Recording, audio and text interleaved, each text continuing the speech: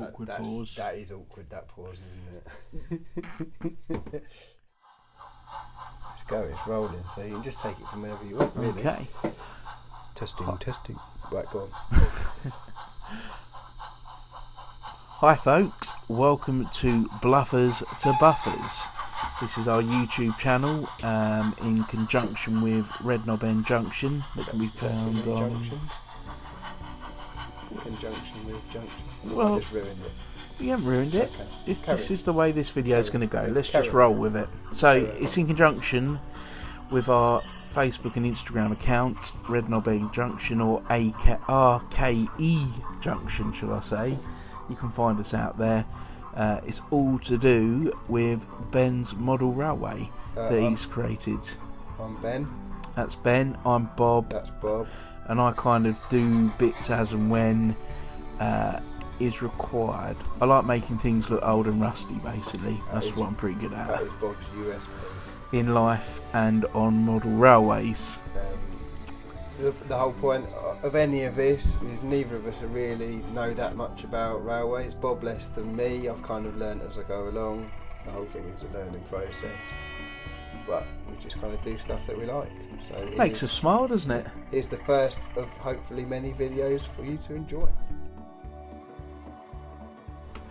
I'm going to allow Ben to talk to you guys now about... Can you allow me? Thanks. Well, it's your video. I thought I'd let you have a little go.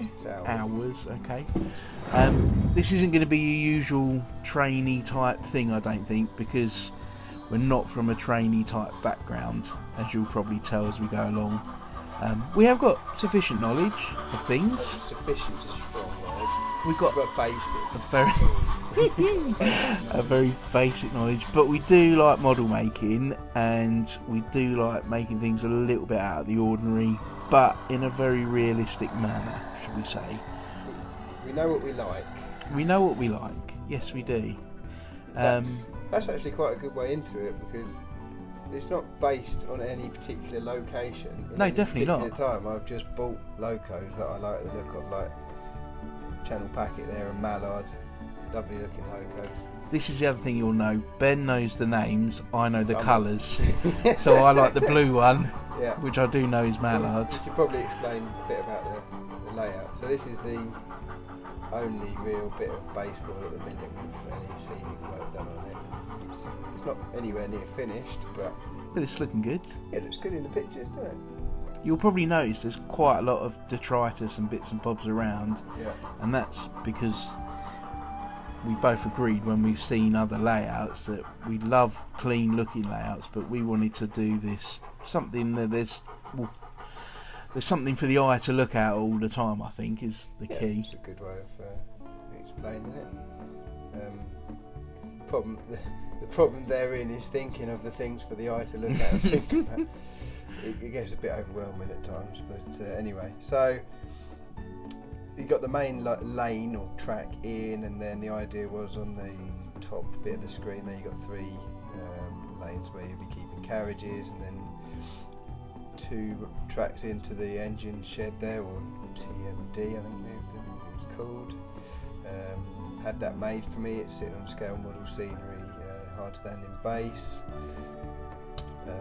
That's just the side of it. There is a massive amount of things online that you can buy to make these things work as well. It's the amount of stuff these days is so well catered for as well. It probably always has been, but it's never been easier, especially with the internet and everything. You think of something, Google it, and there it is in 1/76 scale. If it's not, someone's going to make one in the future, you know? Definitely. So this is an off-the-shelf Bachmann fueling depot. I must have fell over there with the camera. The Class 08 sitting there. The blue one. That blue one, yeah. I've started putting ground signals and what have you in, but even that, trying to work out what should go where, that does me that in a bit. On the back there, you got the 2 main lines. Originally, it was only going to be a corner layout, inspired by an article I read in the Hornby magazine, I think it was. But then as time's gone on, I've been like, do you know what? I want it to go round. I want it to go all the way around.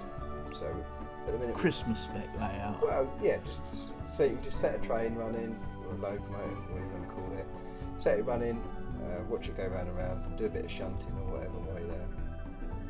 And this bit here is the bit that covers the two main lines on the outside, because originally they weren't going to be a thing, but now it's a roundy they are a thing. And I was just playing around, so you've got a footpath that runs past like the derelict factory there and what would have been a scrapyard next to it, and a bit of waste ground, playground in it that you kindly did for me, Bob. They were just like a little kit, and then I modified them. That's a Backman derelict house, which I was kind of added some more stuff to, and a fence and what have you, from scale model scenery, just to make it a bit more.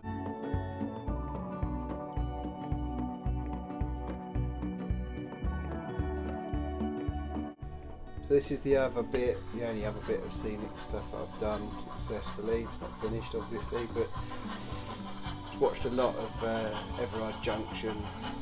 He's been a big inspiration for the layout, and he's done a canal on his new layout, which is amazing. So nowhere near as amazing, but I thought I'd have a little go. Desperately wanted to have an abandoned car in there. So we've got an Anglia, door's been left open somehow with defying gravity, but you're not supposed to think about that. Grotty burger van. A grotty burger van, yeah. All the figures there. My daughter laid all them out. She spent a good while doing that, which was good. Lots of bits of litter. It's nice to get everyone involved, isn't it? At the end of the day. My son's. He lives for the weekend where he can come out and watch a few trains going round. So anyway, so here we got the section where it's a single rail at the minute, but it will be two rail. Two line, I don't know what you want to call it, whatever the expression is. Here is the newest part, which recently joined up. Had to replace the door to achieve that, because the door previously opened inwards, now opens outwards. Dedication, that is dedication. If you saw me coming in and out of the shed, you would agree. You have to back in, back out again. So I'm not sure what this section is going to be. I'm thinking embankment. Oh dear. Yep, there was a little crash there. Forgot to do the points. There's like 20 sets of points already, and it's easy to forget sometimes, and that's what happens. Luckily no damage was done. Q1 the 9F lived to chuff another day. While we're here, that's the station, or will be the station. I'm on third or fourth attempt at the platforms.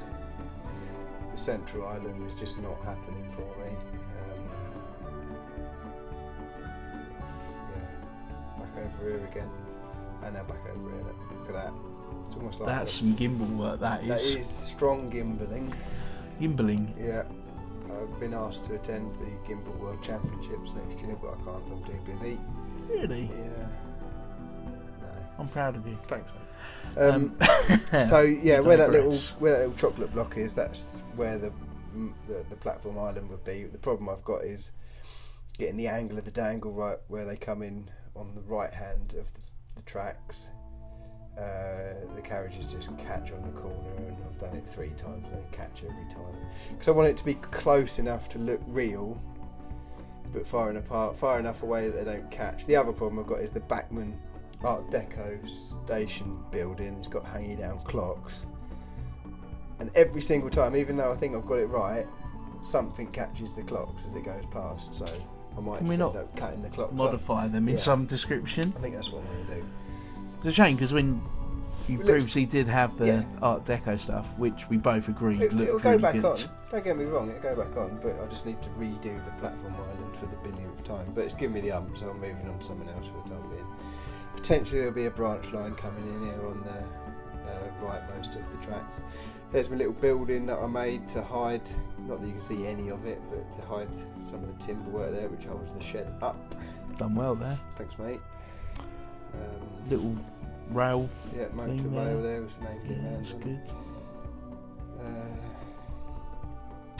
So when I can find the motivation to do it for a millionth time, I'll have another go at the platform section. Here's the Q1 coming through. So you've obviously gone DCC with all of this. Yeah, well, yeah, it's another world. Back when I used to play with the old man's train set or whatever when I was a kid. it's a different world to that. I mean, the things you can do with these is crazy. And even this one here is the Q1, which was one of the first ones I had converted by the Model Centre, TMC. Brilliant. I was like, this is amazing. But then I've just had the 9F that you saw earlier, done by Richard at Roads and Rails, and that's just quite. It sounds wicked. It sounds silly, but it drives like brilliantly. It just makes you smile every time you have a little go with it. So you wouldn't believe that you step back from it and think that these have come on from what they were. You know, oh right, yeah, I remember. It's crazy. I remember getting the Flying Scotsman set in circa '87 or whenever, and it's nothing like that now. Oh, it's bonkers. I think that's kind of why I'm interested in it. Is that sort of geeky side of it, if you want to call it that, where you can make it. But you've not gone. No. You've not gone too geeky because you've not gone prototypical. You've not. I haven't got the patience to go prototypical or the attention span, Bob. You like what you like. Yeah, I like what I like, and that's what I like.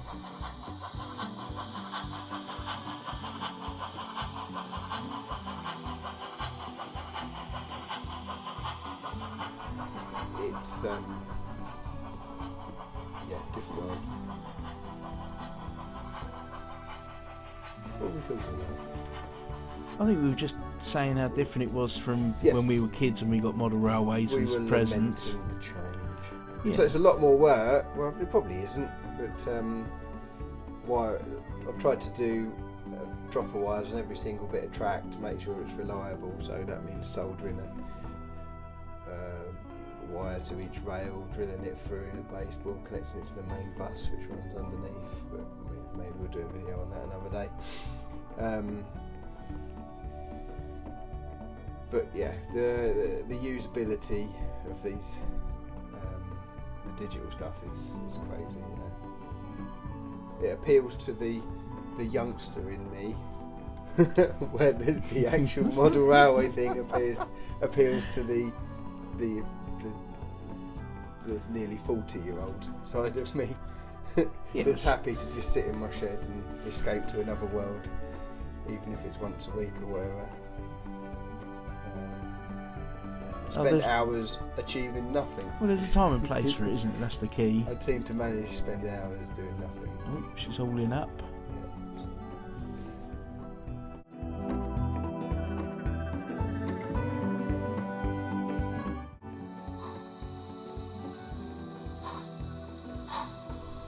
So, we've touched on the fact we've got an obsession at RKE Junction with scrap, grime and deterioration.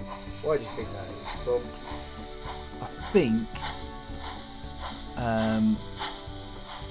I think we touched on it earlier about other layouts. It's nice it was having it pristine.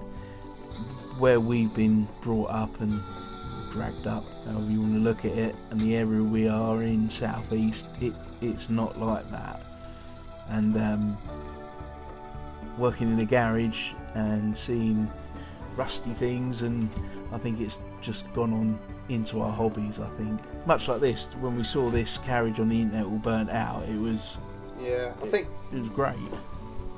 From the beginning we've wanted to do that scrapyard, haven't we? So yeah, definitely that was one of the first ideas. Now I have no idea where I'm going to put it, but because we got an awful lot of scrap stuff. Yeah. Plus, you go to the likes of Bluebell, which is our local preserve railway, or Watercress, or wherever.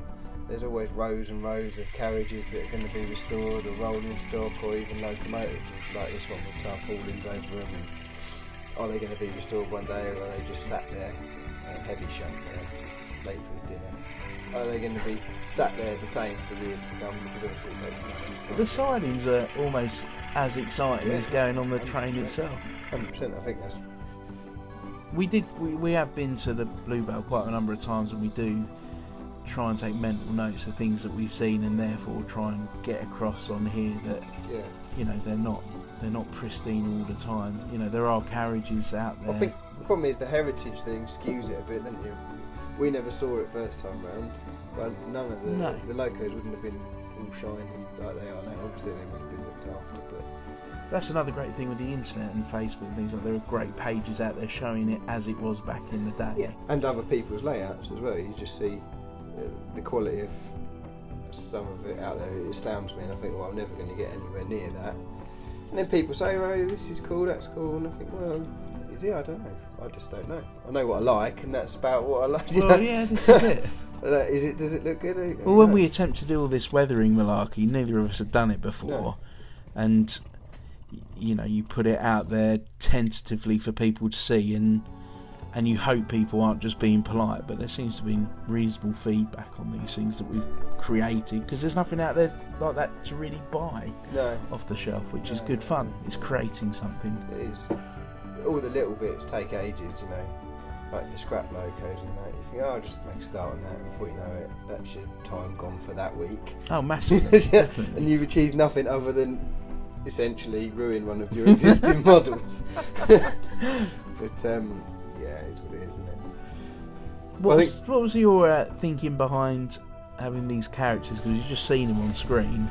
What, Steve, Kevin and Bob? Yeah. I don't know really. The Instagram account, it just having something extra other than just pictures of locomotives and carriages and houses and whatever. Run a little narrative through it. It started off with Steve, who I painted up. I literally wanted him to paint the buffer, which you saw at the beginning. I thought it'd be quite cool as a little thing that was happening, and then I put him on some scaffolding that you made. Said that he was red oxide in a scrap loco, and it got lots of likes on Instagram, and it just kind of went from there. Kevin came along. Kevin doesn't like steam, he likes diesel. And then you got Bob, your namesake, who is the foreman or whatever, the yard foreman. He also has a dog like myself. He has a dog like you. Not a dog like me, I have a dog. Bob doesn't like anything really. Bob much like myself. Yeah. But we're not the same one. You aren't. Just to clarify, the Bob you're hearing isn't the Bob on here. No. Definitely not. I hope not. No. But I think that's pretty much near the end of this one now, Bobby. Our first one. How do you think it went? Interestingly. Is that a word? Averagely, I would say. It's probably a better way. It's it can only get better, can't it? Yeah, definitely. You'd like to think. Yeah. So I think this bit we say to anyone that might have wasted 15 minutes of their life watching this. Thanks for all three of you. It would be delightful if you wouldn't mind subscribing to this channel, because hopefully we'll come up with some cool things in the future. Get over, if you haven't already, onto Instagram and give the page a like. What's it called, Bob? Red Knob End Junction or RKE Junction, yeah. Or Facebook by the same name. Yeah. Probably going to change it to Bluffers to Buffers, if I'm being honest, because it's a bit of an awkward name for a layout, isn't it? Got a little message there. Bluffers to Buffers. So that's probably what we'll change it to. It's pretty much what we're up to at the moment. Yeah, bluffing it. So anyway, yeah, thanks again for watching. I was Ben. And I was Bob. And we'll see you. Well, you won't see you. You'll see us. You won't see us. You'll hear us next time. Thank you. Bye-bye. Out.